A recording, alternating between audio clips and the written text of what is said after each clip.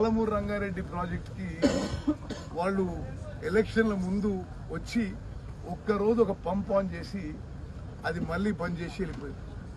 అంతకన్నా చేరే 27,500 కోట్లు ఖర్చు పెట్టిండ్రు. ఒక్క ఎకరాన్ని కూడా ఆయకట్టు తీసుకురాలి. ఈ ప్రాజెక్టు కూడా ఇప్పుడు వీళ్ళు చెప్తున్నది కూడా మరి జగదీష్ రెడ్డి గారు మంత్రి ఉండి ఈ ప్రాజెక్ట్ కి కరెంట్ కట్ చేస్తేనే డీవాటరింగ్ చేయక పనులు ఆగిపోయినాయి. మరి వీళ్ళు సరిగ్గా పనిచేస్తుంటే ఈ ప్రాజెక్టు కూడా పూర్తి కావాలి కదా. మరి వాళ్ళు ఈ ప్రాజెక్టు వాళ్ళ హయాంలో వాళ్ళు రాకముందే మొదలుపెట్టిండ్రు. కేసీఆర్ కూడా వచ్చి కురి చేసుకొని పూర్తి చేస్తా అన్నారు. 10 ఏళ్ల పాటు ఏం చేయలేదు. ఇంకేదో హెలికాప్టర్ అది అంటారు.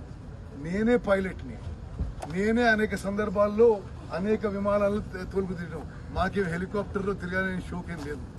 మేము ఈ పని మీద మీకు చాలా స్పష్టంగా చెప్తున్నా మీడియా మిత్రులారా, భారతదేశంలో అంతర్జాతీయంగా టనల్స్ విషయంలో, టనల్ యాక్సిడెంట్ విషయంలో ఎవరైతే ఎక్స్పర్ట్స్ ఉన్నారో, ఎవరైతే అత్యంత అనుభవం ఉందో వాళ్ళందరినీ తీసుకొచ్చి ఒక 11-12 మంది ఏజెన్సీస్ ని ఒకే ఒక యూనిఫైడ్ కమాండ్ లో సమర్థవంతంగా మా ప్రభుత్వం ఈ రెస్క్యూ అండ్ రిలీఫ్ ఆపరేషన్ నిర్వహించింది.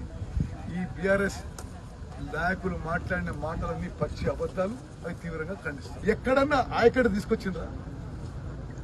ఎక్కడన్నా ప్రాజెక్ట్ పూర్తి చేసిండ్రా? ఈ ప్రాజెక్ట్ ఎందుకు పూర్తి చేయలేదు? దేవాదులు ఎందుకు పూర్తి చేయలేదు?